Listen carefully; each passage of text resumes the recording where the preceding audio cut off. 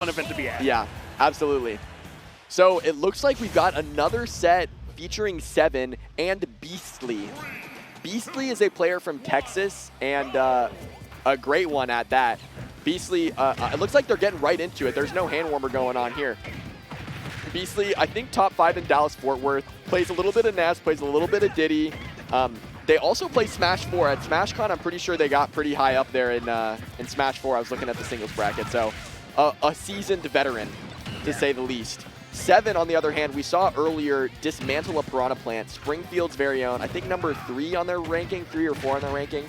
I feel like this is going to be a close one, I will say. It should be. You know, our earlier matches were going to be a lot more one-sided just because, you know, you're not really getting to the end of the polls. But right now, to get out, winner side, this is when your real competition, you know, kind of starts to show up. This is when you get the glimpses of the back and forth, the solid play. And we're seeing that right now. Beastly struggling to take this first stock, but putting on so much damage. Up smash is finally going to do it, and you needed to, because that rage on Roy, you could have lost your stock at 80. You still might lose your stock at 80. Yeah, absolutely. There's the jab, going for the side B afterwards instead of the backer, knowing the backer wasn't going to KO. Going to throw the banana, not quite going to find it. The up B. I like the up B because it feels relatively safe to land on that platform. Yeah. Just Seven really using the stage to his advantage. Yes. You're off stage, and it's another one. Was your double jump gone? No, but a beautiful air dodge. I love the recovery from Seven, but it's not over. Beastly is still keeping on this onslaught. Wow. I can't say enough about both players in that situation, because Beastly was putting a Beastly offense together, and Seven was, you know, dodging and weaving all of it. Seven was using 7 of those 9 lives, apparently. I'm saying. So let's see if Seven can find the stock. I mean, a 4 tilt soft, not quite going to take it yet. Going for an up B, maybe trying to trick Beastly up. Going to get forward air force trouble. There's the double down tilt, triple, we're not done. quad. But missed the up smash. I don't know if that was true right there or if it was just good DI from Seven. I feel like, but I thought a back air might have been a little bit better. Yeah, I like the up air option, and I feel like Beastly could have up smashed at some point during that like 5 down tilts in a row that we saw. Either way, I mean, putting together another good stock and up a stock on Seven. Yeah, I mean, Beastly is looking fantastic right now, and Seven is trying to keep this composure, but good gracious, Beastly is just running rampant. Yeah, Beastly is such an awesome tag if you're winning. Yeah. You're like, Beastly is putting together, you know. I mean, look at this. Oh my gosh, looking for the banana. Yeah, no, we're me not. too. Are you going? Diddy recovery? Oh, Diddy recovery, Diddy recovery. There's a side B. Seven looking for an edge guard again, going for the up B into the back air, tricking Beastly's DI up, and we saw Seven go for that earlier. I think that Beastly hopefully will be wise to that next time. Down to a last stock scenario, going for an up B again on the platform, going to get neutral aired, thrown off the stage. What's the ledge trap going to be? Stealing the banana. Yeah.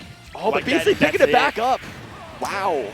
Beastly was like, oh, you're going to throw the banana at me? I already know what's up. Gonna shield it, find the banana into the forward smash. That is one of the big things when you're going up against Diddy is that I personally think if you have Diddy issue, I think everybody should pick up Diddy and main Diddy for at least 1 to 2 months. Or secondary. And the reason is their banana control will become so much better that right now when you play against a Diddy, you're kind of like, banana, I don't want to deal with it, it's annoying. Once you know, pick up that skill of using an item as well as Diddy, now that's a communal item.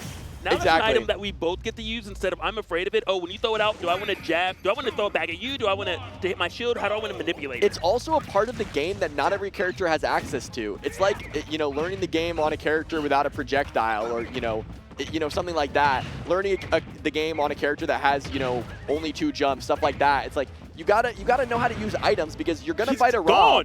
Also, by the way, you were trying to explain how players can become better in some of the intricacies of Smash, and Beastly is over there just sniping jumps and taking stocks from Seven. I mean, yeah, Beastly saying, you know, let me show and not tell. This is how you can be better. Maybe, you know, hold on to that stock a little bit longer.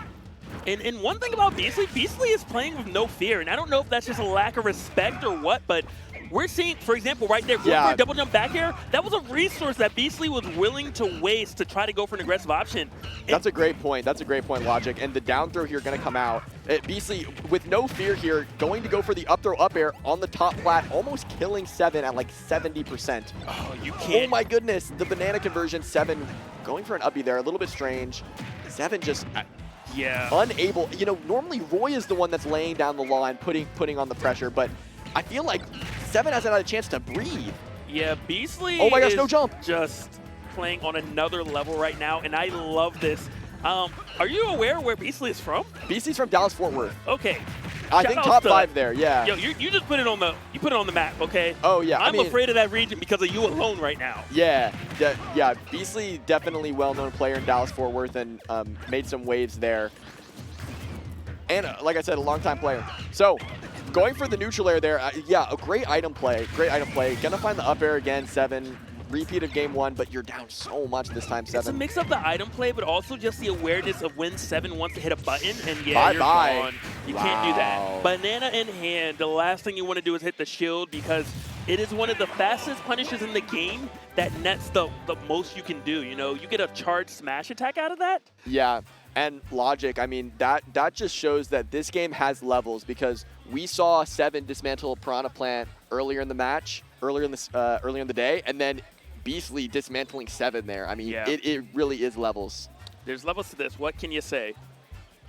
Stellar performance, though, from Beastly. I am currently a fan of Beastly off of that play alone. The aggression, the understanding of this is when my opponent wants to swing and I didn't actually do something safe. The edge guarding, just Beastly really, it was just a masterful performance, if you will. Yeah, and also a fun one too. Some people, you know, don't really like watching the campy projectile stuff. You know, maybe not a fan of Snake throwing grenades all the time. Beastly was full aggro, running at you, laying down the wall, and gonna take that one. Yeah. It looks like we've got MD coming back up. No time to rest. Just a quick 5-minute break for MD coming back up against Atomic.